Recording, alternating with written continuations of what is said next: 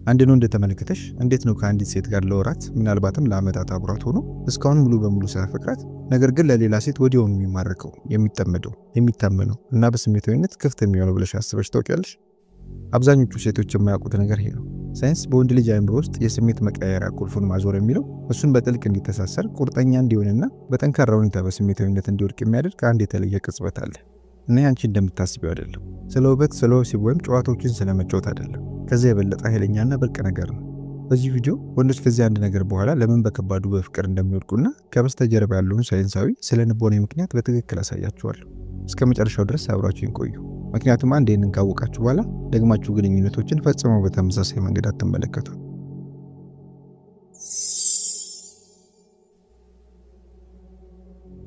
ሴቶች ወንዶች በፍቅር እንዲወድቁ ያደርጋቸዋል ብለው የሚያስቡት ነገር።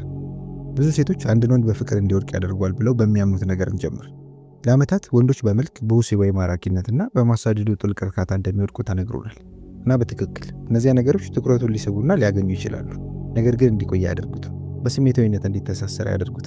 አንዳንድ ሴቶች ለሱ ሁሉንም ነገር ከሰጡት፣ ከደገፉት፣ ካበሰሉለት፣ ያለማቋረጥ ከወደዱት በመጨረሻ እንደሚመጣ ያምናሉ።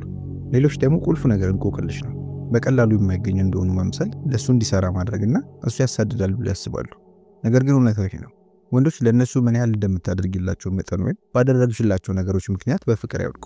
በፍቅር የሚወድቁት በዙሪያ ሲሆኑ ስለራሳቸው ባላቸው በሚሰማቸው ስሜት ነው። ያለ ሰከንድ እንዲሰክን ፍቀጂ። ወንድ ልጅ በመልክሽ፣ በገጽታሽ፣ በምትመስዩ ነገር አይወድቅም። ካንቺ ጋር በሚሰማው ነገር ይወድቃል። እና ሳይንስ ስለዚህ ስሜት የገለጠው ነገር ሊያስገርምሽ ይችላል። ወንዶች የእውነት በፍቅር የሚወድቁበት ቅጽበት። ስለዚህ አንድ ወንድ ለአንዲት ሴት በፍቅር ሲወድቅ በትክክል በአእምሮ ውስጥ የሚፈጠረው ምንድነው? ለአፍታ ስነ ህይወትን ወይም ባዮሎጂን እናንሳ።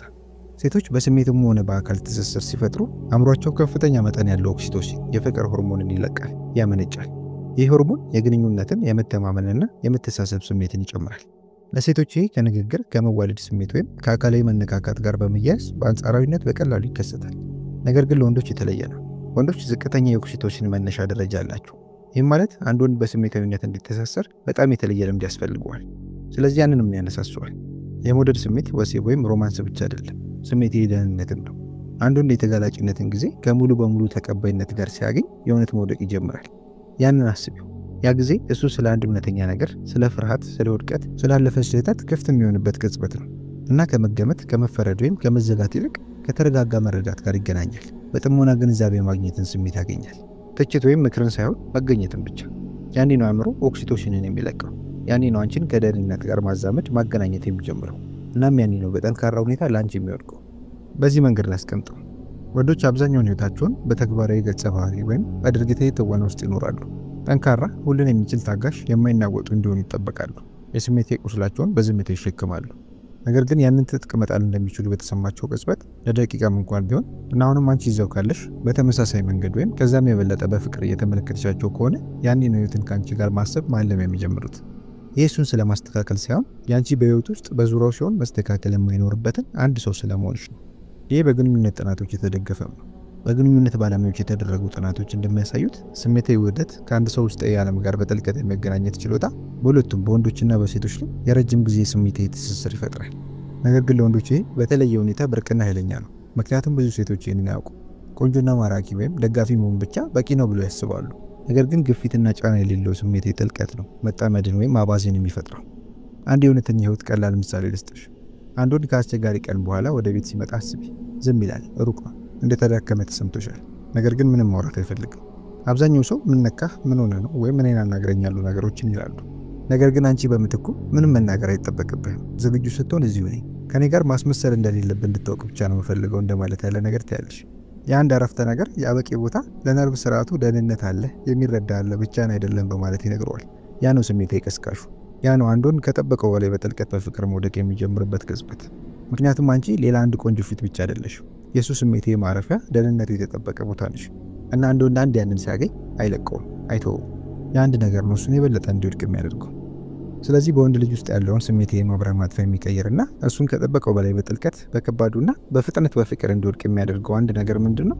የጽሁፍ መልእክት፣ ፍጹም የሆነ የፍቅር ቀጠሮ ወይም በአልጋ ላይ እንዴት እንዲሰማው እንደምታደርጊው እንኳን አይደለም።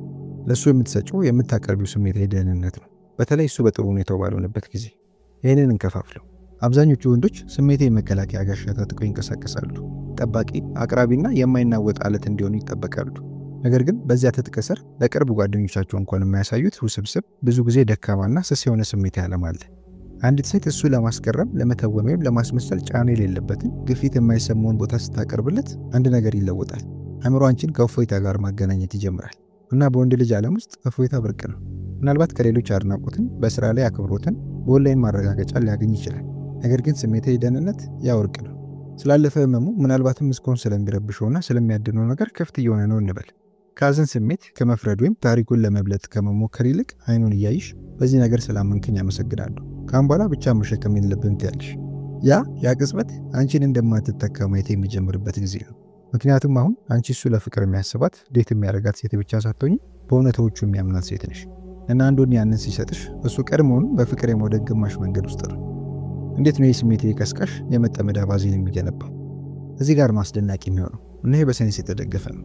አንድ ወንድ አንዲት ሴትን ከስሜታዊ ደህንነት ጋር ማዛመድ ሲጀምር አእምሮ ኦክሲቶሲንን ብቻ ሳይሆን የፍላጎት የደስታና የሽልማት ኬሚካል የሆነውን ዶፓሚንን ይለቃል። ይሄ ኬሚካል ውህደት እጅግ ኃይለኛ ነው።